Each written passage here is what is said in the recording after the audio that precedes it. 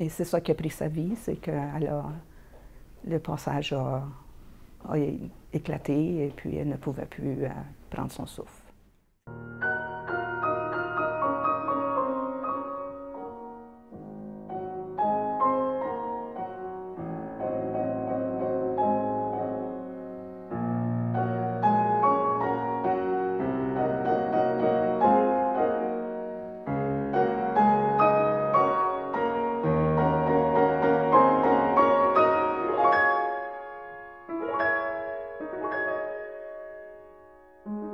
Mon nom est Gisèle.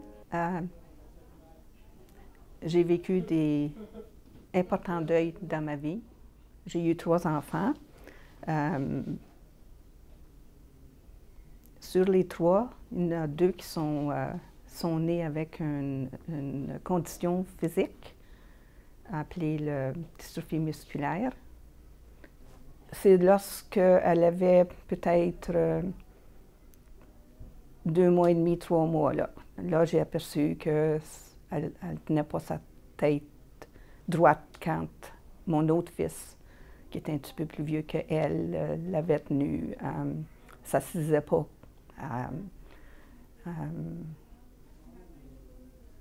Par elle-même, elle ne marchait pas à 4 pattes, des choses comme ça.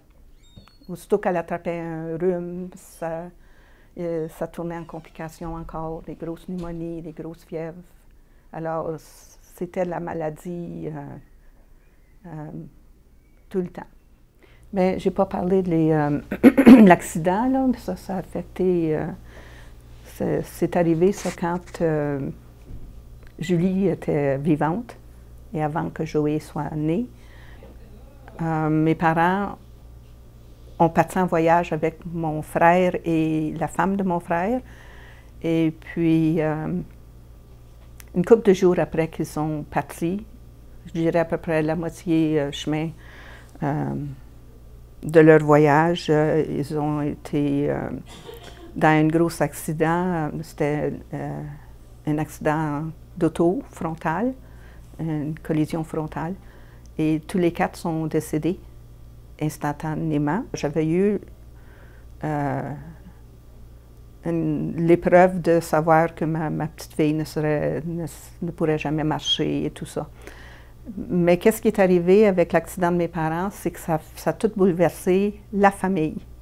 Comme mes frères, mes sœurs, ça laissait quand même des orphelins dans la famille.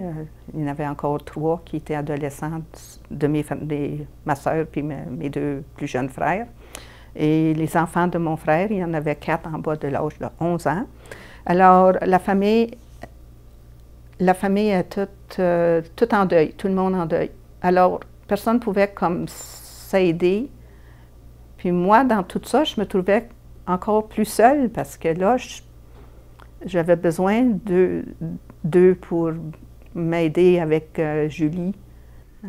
Après ces 2 ans, elle a commencé à dégénérer.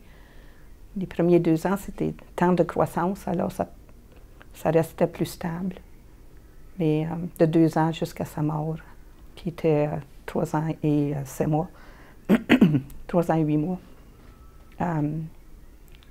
tout détériorisait, jusqu'au point que c'était le passage là, pour l'air. Et c'est ça qui a pris sa vie, c'est que le passage a éclaté et puis elle ne pouvait plus prendre son souffle. C'est comme ça qu'elle est décédée. Joey est né. J'ai regardé ses mains puis j'ai vu qu'il n'y avait pas de force dans ses mains. Alors, je le savais tout de suite qu'il y avait la maladie. Et puis là, je me suis mis à pleurer. J'ai pleuré, je pense, 3 jours de fil, sans arrêter. J'arrêtais pas. On a réalisé que je ne pouvais pas prendre soin de lui. Parce que moi, j'ai commencé à avoir des problèmes mentaux. Quand le deuil dure trop longtemps, ça devient quand même très difficile à en sortir. Parce que ça fait des années qu'on est triste, alors c'est comme un apprenti, il faut réapprendre à trouver les petites joies de la vie, puis les grandes joies de la vie. Puis une autre chose qui me consolait au travers de tout ça, c'est de penser à qu'est-ce qui aurait pu être pire. Puis pour moi, la guerre aurait toujours pu être pire, la guerre proche.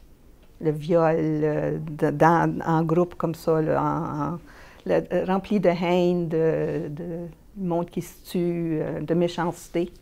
Alors, et puis l'autre chose, c'est que je me disais toujours, faut pas penser, OK,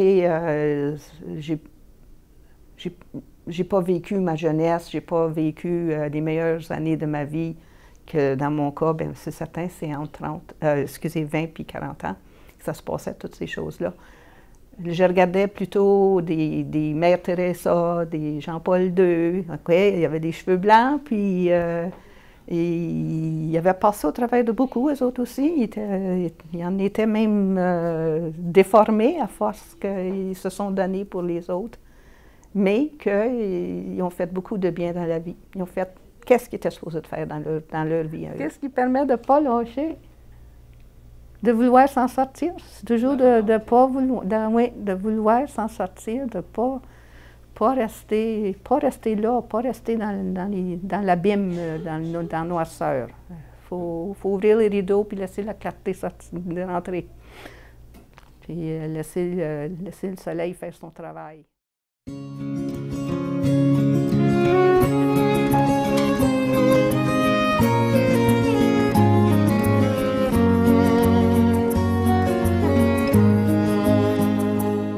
Quand on perd ses parents, on s'appelle orphelin. Quand on perd son épouse, alors on s'appelle veuf.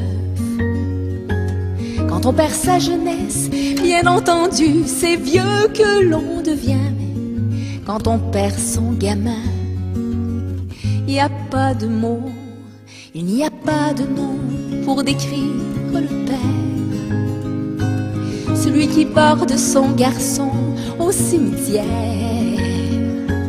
Jamais un seul poète, un seul pasteur, jamais un seul auteur n'a eu assez de lettres pour tant de douleurs. Quand on perd la raison, bien sûr on s'appelle fou. Et puis on s'appelle pauvre à perdre trop de sous. Quand on perd la mémoire, tout de suite on est qualifié d'amnésique. Mais il y a des choses qu'aucun mot